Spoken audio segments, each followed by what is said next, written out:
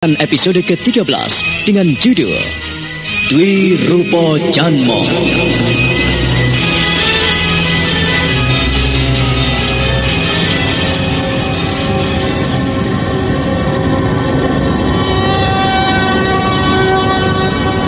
Setelah memasang kuda-kuda pasak bumi, Haji Sukmo mengerahkan kemampuannya menyarungkan kembali pusaka Kiai Pedang Kangkam.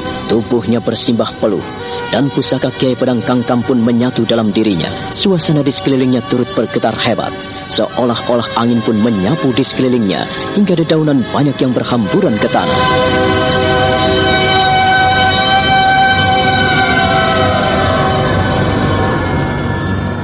Duh Gusti Yang Maha Agung, matur nuwun, puji syukur kehadiratmu.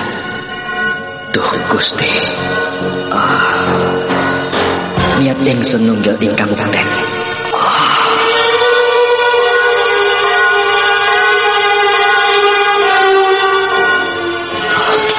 Ayah, hampir aku tidak bisa menguasai diri. Walah anakku, Ngger. Terima kasih, Ngger. Ayah terharu sekali. Anakku, tak kusangka kau memiliki kemampuan seperti ini. Ayah, Anakku, ayah, kau luar biasa, anakku. Gusti berdamai denganmu. Kekuatannya bersemayam dalam tubuhmu, Ngger. Biadab itu ternyata tidak berani menghadapimu. maafkan Sukmo, ayah. Hampir saja Sukmo tidak bisa mengendalikan diri.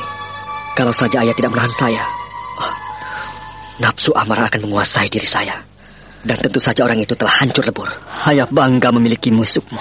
Kau berhasil mengalahkan dirimu, mengalahkan segala keinginannya. Ayah, mengapa ia ingin membunuh ayah? Jika Yang Maha Kuasa tidak bermurah hati pada ayah, apa jadinya? Orang itu bukan sembarangan, ayah. Nafsu membunuhnya menguasainya. Ia benar-benar mau membunuh ayah. Ayah nampak mengenalnya dengan baik. Anakku, dia adalah Kolo Cokro, musuh bebuyutan orang Mataram. Dia sejak semula bersekongkol dengan Patih Gending dan merongrong kewibawaan Kanjeng Sultan. Dan dialah yang menjadi otak makar Pangeran Puker. Dan entah di mana ia sekarang tinggal. Bertahun-tahun ayah tidak melihat orang itu. Jadi dialah yang menghancurkan kehidupan ayah dan ibu. Ayah tidak mau menuduhnya, Ngger. Semua itu pun tergantung. Ayah tidak mau menyalahkannya, sebab ayah pernah menuntut balas kepadanya. Ayah lupa bahwa dengan mengembiri palusnya, maka ia bisa semakin sakti. Ayah kira ia telah mati. Ia telah kehilangan lingganya. Apa, ayah? Ayah mengembirinya, Ger. Ayah? Iya, itulah kesalahan ayahmu. Ayahmu kurang bisa menguasai diri. Ayah, seseorang yang dikebiri, ia bisa mendapatkan ilmu murni, ilmu sakti. Lebih-lebih jika pengembiran itu dilakukan dengan sempurna. Baru saat inilah ayahmu mengerti dan teringat akan hal itu. Ayah, Sukmo harus menghentikan gerak dan langkah orang itu. Jika tidak, ia akan menimbulkan keonaran di mana-mana. Kang Mas Sukmo. Kanjeng Pangeran? Dengan mata kepala sendiri, aku melihat kehebatanmu, Kang Mas. Tidak, Kanjeng Pangeran. Aku bukan apa-apa. Aku hanyalah orangka dan alat saja. Tidak. Jika tidak ada Kang Mas, kami akan jadi apa? Kami hampir saja terkena lemparan ajian gila orang itu. Yang Maha Kuasa tidak akan pernah mengizinkan umatnya terenggut nyawanya. Jika Yang Maha Kuasa tidak mengizinkan. Aku mengucapkan terima kasih padamu. Jika Paman tidak mendorongku, aku pasti sudah mati kena bola api yang meluncur deras. Kang Mas, andaikan Paman tidak menahanmu, penjahat itu pasti sudah mampus di tanganmu. Ayolah, sudah. Ayo kita tinggalkan tempat laknat ini. Ayo, lupakan orang itu. Haji Sukmo, Ki Wari, Raden Mas Rangsang akhirnya meninggalkan bukit itu. Mereka menuruni tebing-tebing dan menyusuri Kali Gede menuju ke Wisma Ki Wari dalam Benteng Mataram. Sementara itu, Kolo Cokro telah melarikan diri dan dalam waktu singkat ia sudah sampai di puncak Gunung Merbabu. Ia berdiri dengan tatap mata kosong, wajahnya dingin bagaikan baru keluar dari alam maut. Kurang ngajar, bocah itu mampu menandingiku. Ilmu apa yang dimilikinya sehingga ia bisa menggunakan pusaka Kiai Pedang Kangkam jauh lebih hebat dan sempurna dibandingkan dengan Eyang Tayu. Haji Sukmo, aku tidak akan lupa. Aku tidak akan lupa Haji Sukmo. Bukankah dia adalah bocah kecil yang dibawa Eyang Gending? Haji Sukmo.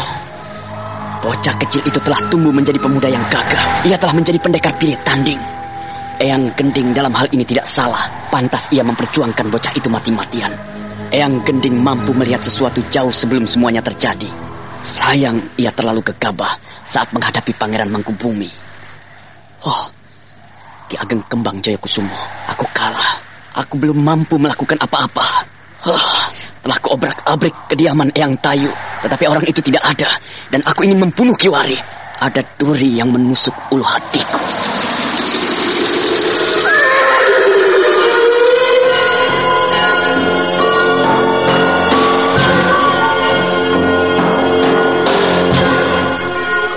Cokro, aku tidak tahu jika kau ternyata masih menaruh dendam.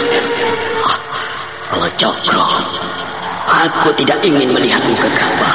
Ki Ageng Kembang Jayakusumo, Ki Ageng, aku bukannya gegabah, tetapi aku hanya ingin menunjukkan, aku ingin membuktikan kepadamu bahwa aku mampu melakukan apa yang telah kupelajari darinya. Kalau Cokro, segampang itu kau bicara di hadapanku. Semudah itu kau Cokro. Kau jangan mengkhianati. Kau jangan mengabaikan apa yang pernah kau janjikan kepadaku. Ki Ageng Kembang Jayakusumo, sedikit pun aku tidak pernah bermaksud untuk mengkhianatimu. Aku hanya ingin membuktikan janjiku kepadamu bahwa aku benar-benar bisa melakukan petunjukku dan menjalankan sesuai dengan amanahmu.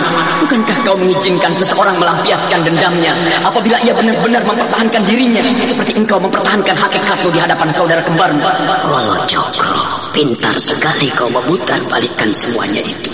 Kali ini bisa kau maafkan karena kau tahu siapa aku. Tetapi lain kali aku tidak akan membiarkanmu. Ki Ageng Kembang Jayakusumo, aku memanggilmu. Aku mohon kehadiranmu di sini. Berikanlah aku kasampurnaan ilmu agar aku tidak dipermalukan kembali. Jika aku kalah dengan orang lain, bukankah kau yang dipermalukan?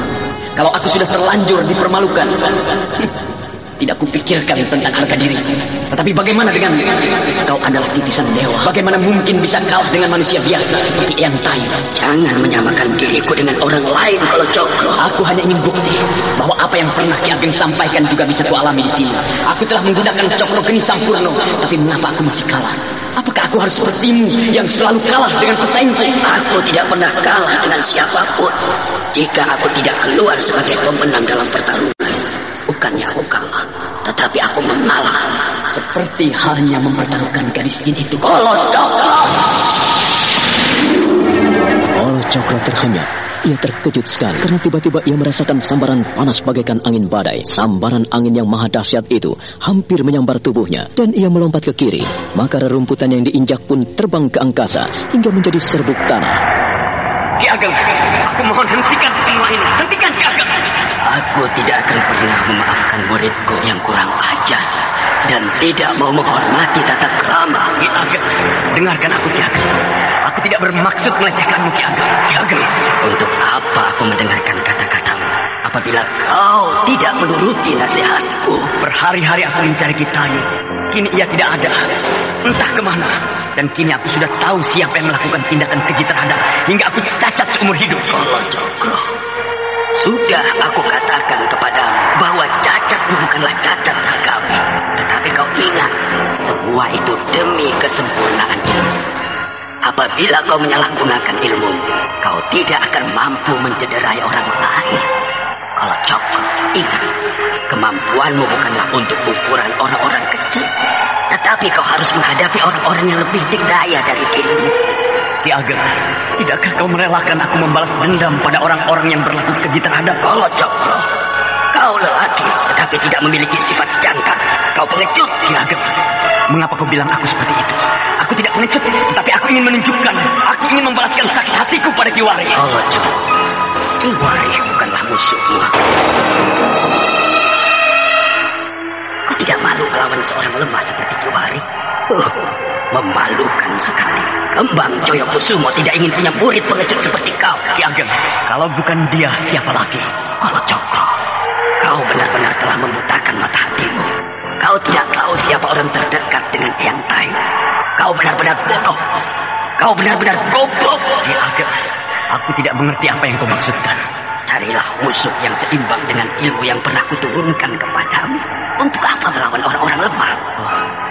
Jadi Ki Ageng tidak mengizinkan aku apabila aku membunuh Kiwari? Tidak. Aku tidak akan pernah mengizinkan kau menyentuh orang-orang lemah. Lebih-lebih yang tidak pernah berhubungan dengan dirimu. Bagai otak, hati dan pikiranmu, aku tidak suka melihatmu malang melintang di Mataram hanya untuk mengacau orang-orang yang tidak berdaya. Berpikirlah lebih jernih, Kolo Cokro. Jadi siapa yang pantas aku hadapi, Ki Ageng? Siapa? Tanpa aku bilang pun, kau pasti sudah tahu siapa orang yang aku maksud. Kalau tidak salah, pemuda hijau dari Karanganyar itu. Pintar kau, Kolo Cokro. Pintar sekali. Ternyata kau tidak sebodoh yang aku duga. Bagus kalau begitu. Untuk itu, kembalilah ke Mataram dan tantanglah anak itu, Kolo Cokro. Ki Ageng, aku tidak mungkin menghadapi bocah itu. Pemuda hijau itu memiliki sesuatu yang sangat menakutkan. Kau takut dengan pemuda ingusan itu, Kolo Cokro? Sungguh memalukan. Tidak pantas kau tersumbar seperti itu bila kau takut pada bocah ingusan dari teratak itu. Percuma aku punya murid kau apabila tidak berani melawan bocah ingusan. Ki Ageng, berikanlah aku kekuatan untuk menghadapi pemuda itu. Terus terang, aku silau melihat Kiai Pedang Kangkang. Kolo Cokro, tahukah kau? Siapa sebetulnya yang memiliki pusaka Kiai Pedang Kangkang? Sadarkan kau? Ki Ageng, semenjak auratku terlepas, aku belum bisa berpikir secara jernih. Ki Ageng Cokro, aku ingin agar kau mengambil pusaka Kiai Pedang Kangkang itu. Bagaimana mungkin aku mengambil pusaka itu dari tangan pemuda itu? Bila saat ini, jelas tidak mungkin. Murid Kembang Jayakusumo tidak pantas bicara begitu di depan gurunya. Memalukan sekali. Ki Ageng, berikanlah rahasianya untuk menghadapi pemuda itu. Aku tidak mengelak dan aku tidak akan mundur apabila kau memberikan sesuatu kekebalan kepadaku.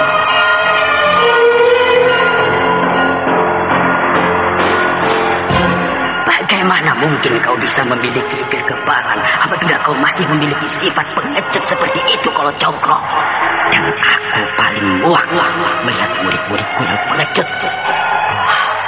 Kali ini aku nampaknya salah pilih. Percuma aku menolongmu dan percuma aku mengajarmu ilmu kesempurnaan. Apabila menghadapi bocah mentah dari teratak, kau tidak mampu berbuat apa-apa.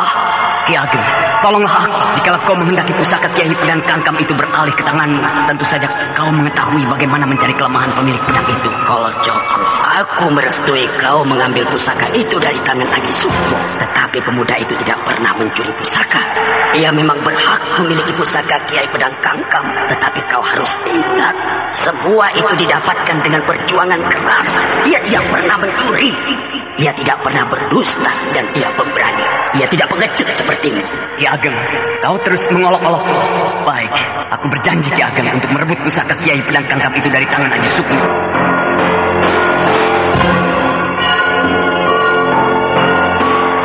Dan kau harus berjanji di depanku. Apa itu Ki Ageng? Katakanlah, apa janji itu? Kau tidak boleh dendam kepada Kiwari.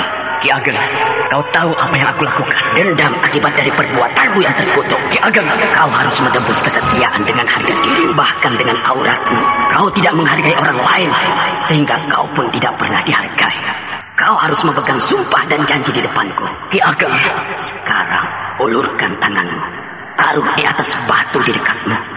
Ki Ageng, kau juga akan memotong tanganku. Kolo Cokro, aku harus memotong Ibu Jari. Kolo Cokro menjadi gemetar hebat. Ia tidak percaya dengan apa yang diminta oleh Ki Ageng Kembang Jayakusumo. Bila ia harus menyerahkan ibu jari tangan kirinya, sementara ia telah kehilangan auratnya, barang yang dipuja dan disanjung-sanjung selama ia hidup di dunia. Kolo Cokro kini terdiam, matanya melotot, bibirnya mendesis-desis, tidak terima tuntutan Ki Ageng Jayakusumo yang selama ini telah menjadi gurunya. Kolo Cokro, kenapa kau diam? Ayo, ulurkanlah. ulurkanlah tanganmu agar bisa aku potong ibu jari tangan kirimu. Tidak mungkin. Itu tidak mungkin, Ki Ageng. Itu tidak mungkin. Kenapa tidak mungkin? Dan engkau tidak rela untuk menyerahkan sepotong anggota Ki Ageng, aku telah menyerahkan anggota tubuhku yang paling berarti dan berharga sekali. Dan kini aku harus melepaskan ibu jari kiriku. Bagaimana aku bisa memegang dengan sempurna apabila tanpa memiliki ibu jari? Tega sekali kau padaku, Ki Ageng.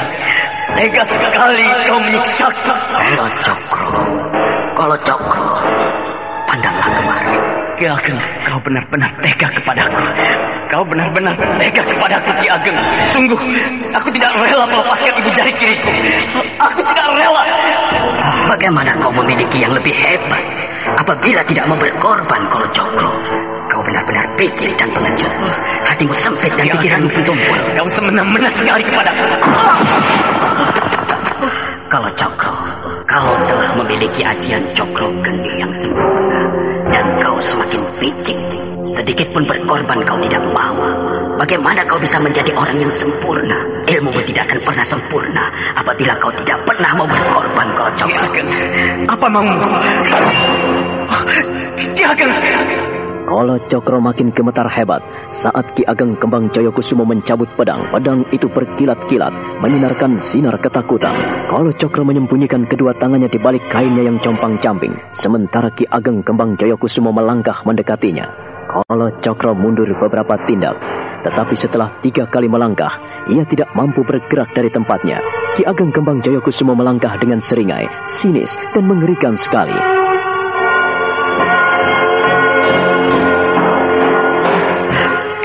Ki Ageng. Kolo Cokro, kapan engkau mulai berkorban? Dan kapan engkau memberikan sesuatu yang terbaik untuk Raja Walimu? Minta apa saja dan aku akan melakukan, kecuali memotong ibu jari. Ageng, jangan, Ki Ageng. Kolo Cokro, hanya sepotong jari, sekerat daging dan tulang yang tidak ada artinya sama sekali. Ageng. Dan kau tuntutan untuk melepaskan. Ageng Kembang Jayakusumo, kumohon Ki Ageng, jangan kau potong ibu jari. Jangan, Ki Ageng. Jangan. Kolo Cokro, aku tidak akan memotong ibu jari tangan kirimu. Terimalah ini.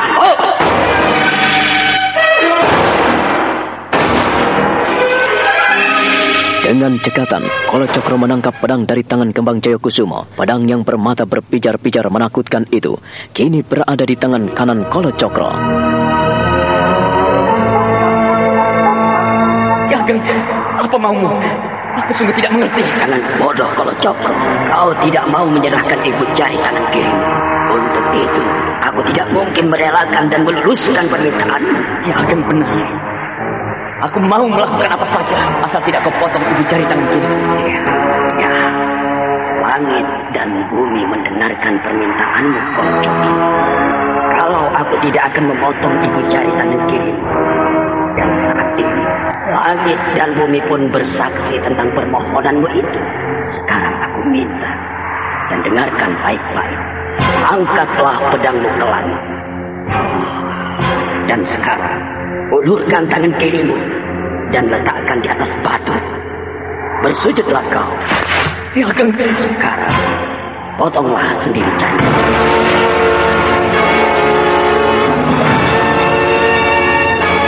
Kolo Cokro ketakutan dan gemetar sekali. Ia tiba-tiba merasa bodoh dan tolol sekali karena ia tidak mengerti apa yang diinginkan gurunya, dan kini ia harus memotong jarinya sendiri. Ia telah terikat oleh janji-janjinya sendiri yang keluar dari bibirnya.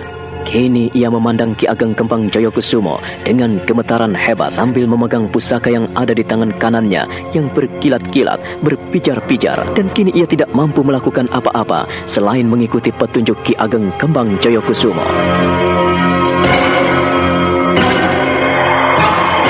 Ki Ageng, kau telah berjanji sendiri karena kau tak merelakan jemarimu kupotong, maka potonglah sendiri jarimu itu cepat. Lakukan sekarang juga, Kolo Cokro. Jagat Dewa Batara. Kau tidak layak menyebut nama Batara apabila tidak setia pada apa yang kau ucapkan. Kau telah berjanji melalui lidah dan bibirmu sendiri, dan sekarang kau ragu-ragu untuk melakukan janjimu itu. Ayo, segera lakukanlah. Lakukanlah, Kolo Cokro. Aku harus memotong jariku sendiri. Tidak Tidak adakah permintaan lain darimu? Aku tidak mungkin memotong jariku sendiri, Ki Ageng. Kolo Cokro, lakukanlah segera sebelum aku murka kepadamu. Kau telah mengkhianati aku, Kolo Cokro. Jika kau tidak mau memotong jemari, maka kau pun akan binasa saat hidup. Kolo Cokro, aku hitung sampai hitungan ke-10. Apabila kau tidak melakukannya, kau akan terbang di bawah angin dan bangkaimu akan disantap burung-burung Raja Wali di langit. 1, 2, 3, 4, 5, 6, 7, 8, 9.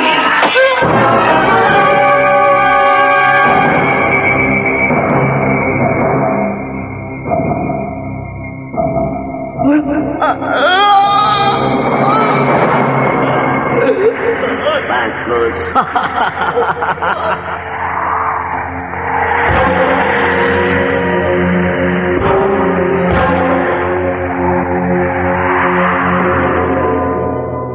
Kolo Cokro dengan memejamkan mata, menebaskan pedang tajam dan berpijar-pijar itu untuk memotong ibu jari tangan kirinya. Dan ibu jari tangannya itu telah melesat dan lepas dari tangannya. Jempol itu tertumpang di atas batu. Darah pun mengucur deras dari ujung jarinya yang terpotong. Bagus. Bagus sekali, Kolo Cokro. Kau memang muridku yang setia.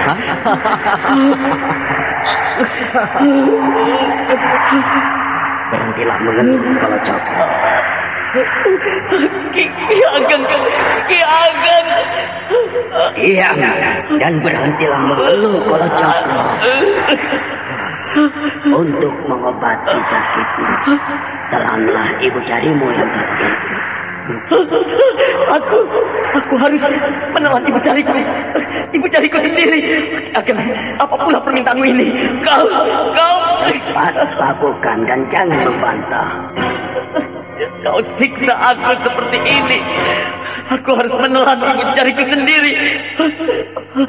Itu sebagai hukuman. Dan itu belum setimpal dengan perbuatanmu karena engkau mengkhianati gurumu. Ya, Ageng, tega sekali kau padaku. Cepat lakukan, Kolo Cokro. Kolo Cokro dengan tangan gemetaran meletakkan pedang di atas batu besar itu yang tiba-tiba lenyap dari tempatnya. Belum lagi ia hilang rasa terkejutnya. Kolo Cokro kini memegang jemarinya yang telah terpotong itu. Dengan jijik dia melihat potongan jemari yang berlumuran darah dan perlahan-lahan kini ia mengangkat jemari itu ke dekat mulutnya. Kini ia menganga dan mencoba untuk menelan ujung jari yang terpotong itu.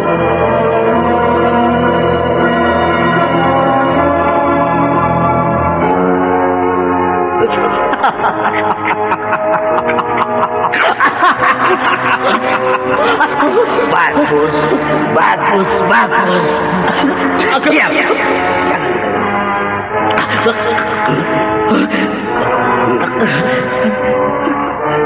Jangan mengeluh. Diam. Kemari. Ulurkan tanganmu yang terbuka. Ageng. Sembuh.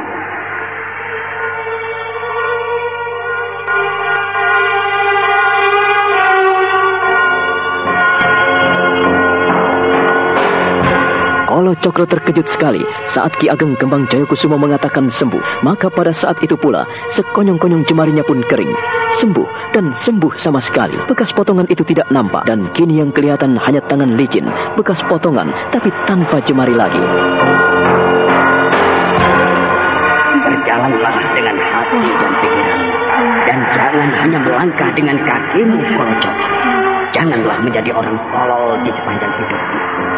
Ageng, apa semua yang kau inginkan dariku? Kau menyiksaku, tapi kau mau memaafkan aku. Sekarang apa yang harus kulakukan, Ki Ageng? Tugasmu sekarang adalah membawa pusaka Kiai Pedang Kangkam ke tangan. Ki Ageng, jangan banyak bicara lagi. Sekarang juga, ku minta kau pergi dari sini dan jangan kembali ke puncak Merbabu apabila tanpa membawa pusaka Kiai Pedang Kangkam.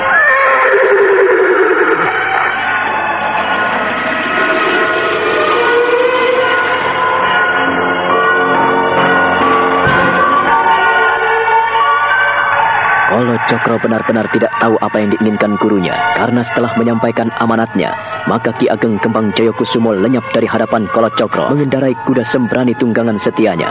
Kolo Cokro terpaku di puncak Gunung Merbabu, lalu ia turun dari puncak gunung itu untuk menuju ke Mataram. Kini di Mataram, Haji Sukmo sedang berbincang dengan ayahnya, ditemani oleh Raden Mas Rangsang. Mereka berbincang di Wisma Kiwari tentang peristiwa yang menyedihkan yang mereka hadapi saat kembali dari pantai Laut Selatan. Kanjeng Pangeran, dan kau anakku. Ya, Ayah. Iya, Paman. Ku minta kalian berhati-hati. Saat ini banyak penjahat yang berkeliaran di sana Mataram. Hati-hatilah. Aku tidak ingin kalian celaka. Saya juga tidak ingin apabila Ayah menemui rintangan seperti kemarin. Iya, Paman. Kalau Paman Warih menghadapi persoalan dan permasalahan, kami harus terlibat di dalamnya. Kami tidak ingin Paman celaka. Kanjeng Pangeran Rangsang, saya bisa berjaga diri. Ayah, saya tidak rela apabila ada orang yang mencederai Ayah. Saya akan membela Ayah, dan saya tidak akan membiarkan siapapun menyentuh Ayah. Terima kasih atas perhatianmu, Sukmo. Terima kasih untuk semua itu. Tetapi kau harus paham, Ger. Kemudahan dan keperkasaan hidup hanya ada di tangan anak-anak cucu. Orang tua sudah cukup untuk mengenyam kehidupan. Sementara kalian yang masih muda masih memerlukan asam garam. Paman, saya akan ada di belakang Paman. Saya tidak peduli apa yang akan terjadi. Jangan seperti itu, Kanjeng Pangeran. Kanjeng Pangeran jangan membuat kami semua cemas. Nanti bagaimana dengan Kanjeng Sinuwun? Paman, dengan nyawa saya rela menjaga Paman.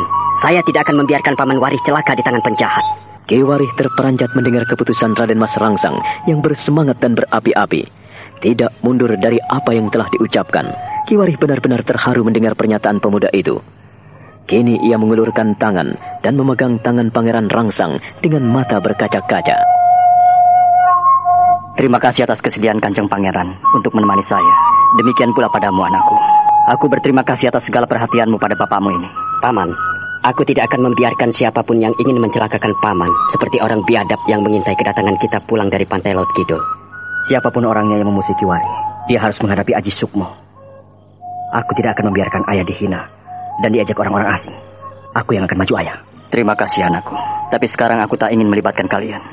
Biarlah masalah ini ku hadapi sendiri. Masih banyak yang harus kalian hadapi. Jangan begitu, Paman. Paman adalah orang kepercayaan Kanjeng Sinuwun. Kalau ada apa-apa terhadap diri Paman, bagaimana? Benar, Ayah. Ayah tidak boleh menutup sebelah mata kepada kami. Kami dengan tulus bersedia untuk menjagai Ayah.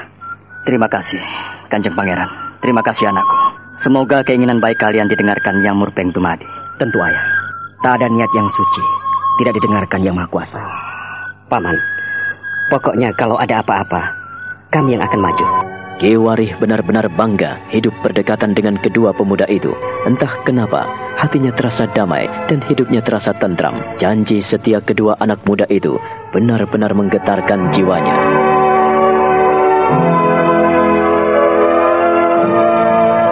Sementara itu, Kolo Cokro yang turun dari puncak Merbabu berjalan oleng. Ia tidak tahu kemana harus melangkah setelah menghadapi ujian dan tantangan Ki Ageng Kembang Jayakusumo.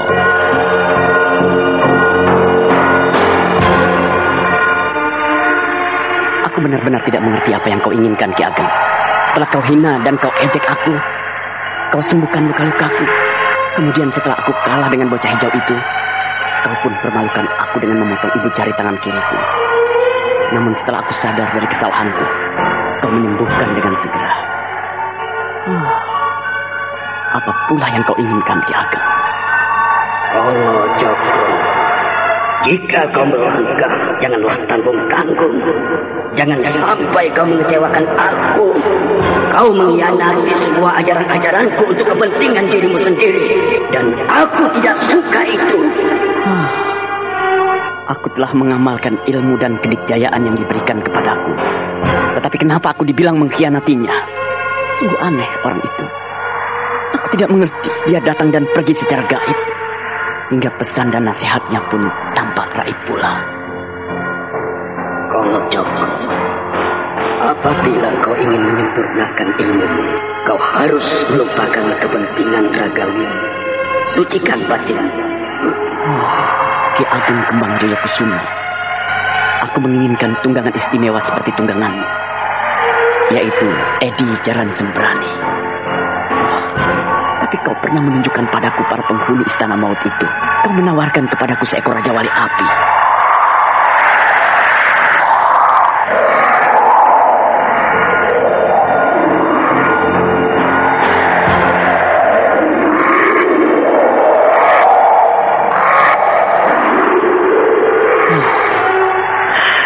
Raja Wali Api. Aku harus memilikinya. Jika aku memiliki Raja Wali Api itu, aku pasti dengan gampang menundukkan Aji Sukma. Bocah kencur anak Kiwari itu pasti dapat dicabik-cabik dan dipatuk matanya hingga ia mampu. Allah Cokro, kau mampu dan bisa mendapatkan Raja Wali itu. Namun dengan syarat yang tidak enteng. Kau harus mampu membawa 2 orang bayi kembar yang dilahirkan oleh perawan Sunti. Ia adalah bayi pertama dan semua harus laki-laki. Setelah kau mendapatkan kedua bayi kembar itu, bawalah ke puncak Gunung Merbabu dan persembahkanlah menghadap langit. Maka sang Raja Wali Api itu akan datang dan bersedia menjadi abdimu.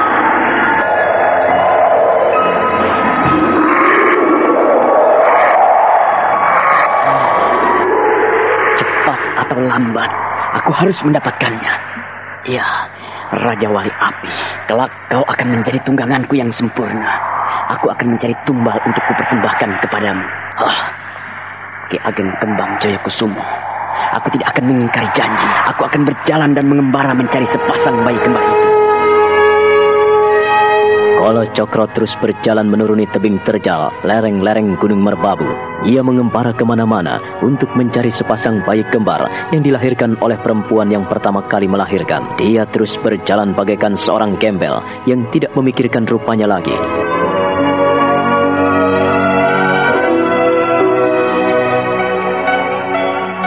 Sementara itu, Aji Sukma yang ada di rumah ayahnya kini sedang menemani Roro Sunti berbaring. Mereka mengeloni Joko Lolo yang tidur dengan nyenyak. Kau belum tidur, Sunti? Aku gelisah sekali, Kakang. Kenapa? Atau kau tidak menyukai suasana di Mataram ini? Jangan bicara begitu, Kakang. Adalah kehormatan bagiku untuk bisa menemanimu dan berbaring bersama di pembaringan seempuk ini. Lalu kenapa? Mengapa kau tidak bisa tidur dengan tenang? Katakanlah, apa yang kau inginkan, Sunti? Aku tidak menginginkan apa-apa, Kakang. Hanya saja, kadang-kadang aku tidak tahu apa yang harus aku lakukan. Kau telah menjadi istriku, Sunti. Aku telah bersedia menjadi ayah Joko Lolo. Apakah kau tidak menyadari hal itu? Kakang. Jika menginginkan sesuatu, katakanlah. Jangan kau pendam dalam hatimu. Sunti tidak menginginkan apa-apa. Kau bisa menuntut apapun yang kurang dariku. Aku suamimu. Dan kau istriku, Sunti. Menuntut? Iya. Setiap istri berhak menuntut suaminya jika dianggap tidak beres. Seorang istri juga berhak mengetahui apapun yang dilakukan suaminya. Tentu saja tanpa mengurangi rasa hormatnya pada suami. Apakah Sunti layak menuntutmu, Kakang? Sunti, mengapa kau bilang begitu? Kakang sudah sangat baik pada Sunti dan Lolo. Roro Sunti, kumohon jangan terlalu rendah diri. Aku adalah kawanmu, sahabatmu, suamimu, dan ini anakmu. Kakang. Sebagai kawan, kita bisa berbincang apa saja untuk menemani waktu-waktu sunyi. Kakang. Sebagai sahabat, kita bisa saling menumpahkan segala keluh kesah hingga kita bisa mengetahui hati masing-masing. Kepedihanmu juga kepedihanku. Kakang. Sebagai suami istri, kita adalah kawan sepadan yang harus saling melengkapi kekurangan-kekurangan kita. Kita bisa sebagai tumbuh dan tutup. Kau adalah tanggung jawabku, Sunti. Tuntutlah aku. Jika aku tak mampu menjadi suamimu, kita harus terbuka. Pengorbanan Kakang tidak akan pernah kulepas sedetik pun. Kakang adalah segala-galanya dalam hidupku. Kakang, aku pernah bermimpi. Bermimpi? Ceritakanlah mimpimu itu, Sunti. Ceritakan padaku. Jangan hanya karena mimpi kau menjadi gelisah dan tidak bisa tidur. Kakang, pada malam itu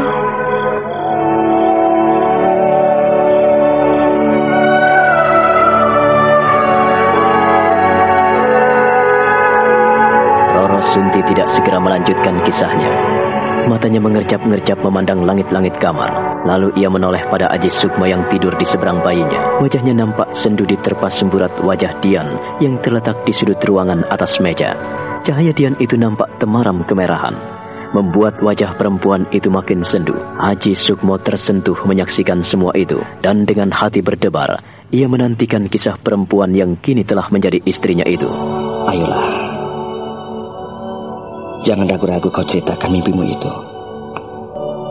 Katakanlah Sunti, aku tidak ingin dalam hatimu ada ganjalan atau ada persoalan yang menghimpitmu hingga membuatmu tidak tenang dan gelisah seperti itu.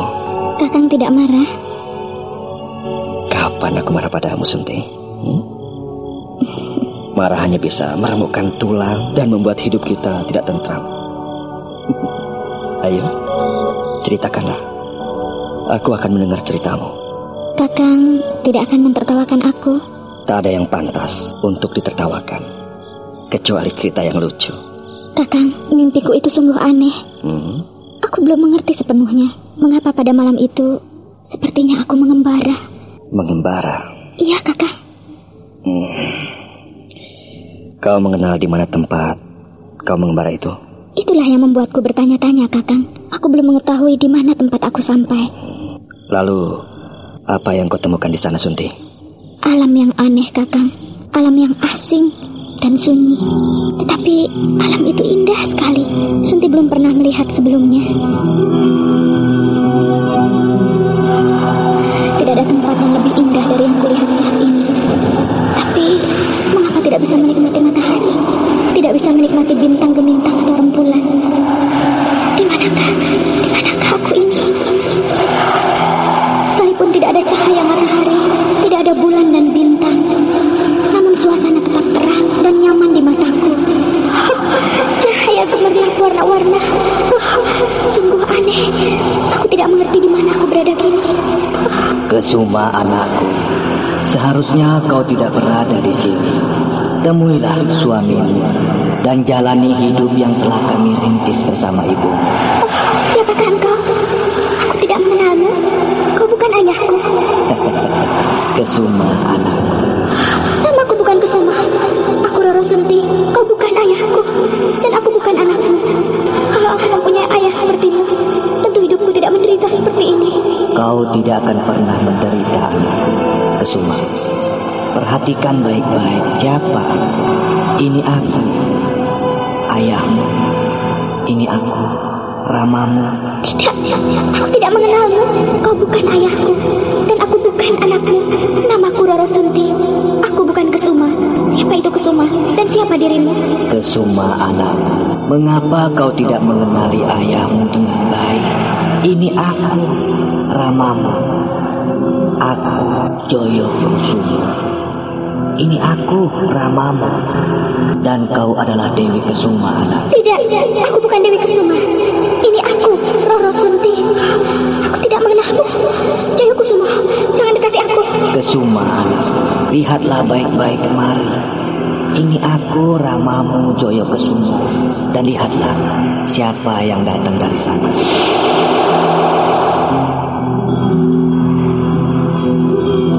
Sekonyong-konyong ke arah tempat yang ditunjuk oleh Ki Ageng Jayakusumo itu muncullah segumpal asap yang berdesir, melayang, membumbung, dan bergumpal-gumpal. Asap itu makin lama makin tebal, dan kemudian perlahan menipis, berwujud sosok manusia.